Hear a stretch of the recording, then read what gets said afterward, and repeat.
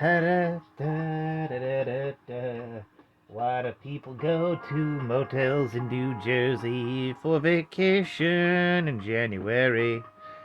I don't understand why you're going there. It's the red carpet in Hamilton, New Jersey. But hey, follow your bliss. It's comics and shots, completely improvised semi-comedic music by Howard Stern's Mick the Nerd, aka YouTube and TikTok's Mick the Man, aka Mick the Maverick, aka a guy who had some pretty good deliveries tonight. And one really, really bad one that didn't frickin' tip despite it being 29 frickin' grocery items. Today's subject: Superman Lex Luthor Special, 2025, by the man himself, Joshua Williamson. I swear to God, it changes from Williams to Williamson every 5 seconds. I don't think I'll ever remember that guy's name. I'm just shifting between two realities of Joshua Williams and Joshua Williamson. Berenstain. Mandela. Ugh. But yeah, this single issue really it is both great in continuity and a great Lex Luthor and Superman story as well. Spoilers incoming. 10, 9, 8, 7, 6, 5, 4, 3, 2, 1. Yeah, for those who aren't keeping up, after Brainiac invaded Earth, Lex Luthor's brain got all scram-jambled, and he could only remember like loose stuff, like how to speak, how to write, and everything, technology, that sort of stuff, and doesn't remember being the villain he was. Once again, spoilers. That was until this issue, when Superman comes to Lex asking him for help on a science thing. And, yeah, after much deliberation, Lex ends up sending, the solution, anonymously from Supercorp. Not the Supergirl, Supercorp. It's Lex Corp, now Supercorp. It's so confusing. And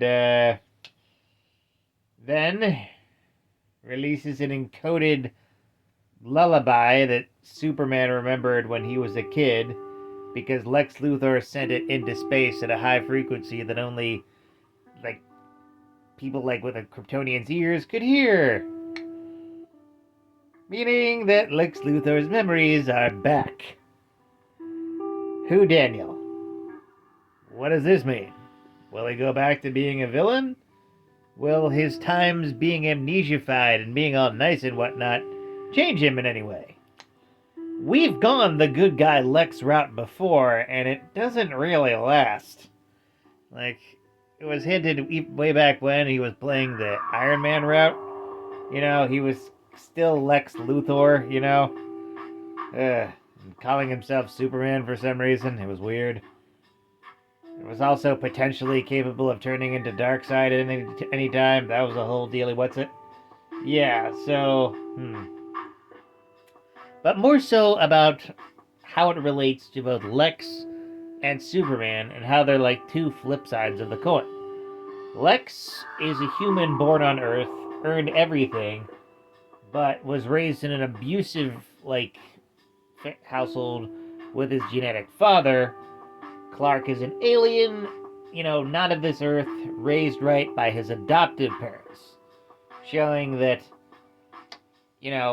people people with adoptive families are sometimes more stable than people with blood families. And I think that's maybe what Lex kind of secretly resents. Why is it that Superman was able to find an actual family without even trying, whereas Lex Luthor tried literally all his life to be accepted by his father, and all he ever got was abuse? Ultimately, all it is projection, and in this issue, it's presented very beautifully. In a way, way better way than in Batman. Way better way than that. Jesus Christ. Ugh. Yeah. Because in this, it's a lot more subtle. It's not like he's saying some ridiculous speech about why Superman wasn't there. No, in this, it's like a subtle jealousy. And that's all there is to Lex Luthor and Superman. Lex is jealous of Superman because Superman's the antithesis of what he is, because ultimately, deep down, he's a kid who just wanted to be loved for his accomplishments and who he was, but never gained it.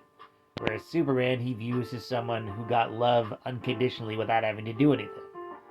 Yeah. And it's really cool that in the year of our Lord Darkseid, 2025, we can still explore these characters and relive what makes it work and what makes it a really good dichotomy.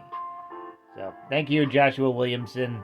I will always forget what your last name is, but I will never forget the impact of what your stories have. With that, like, comment, and subscribe. Donate if you're feeling nice. Share it with a bear. And always remember, praise be to the Blood Elk, fear the Stabopotamus, and death to Kronos.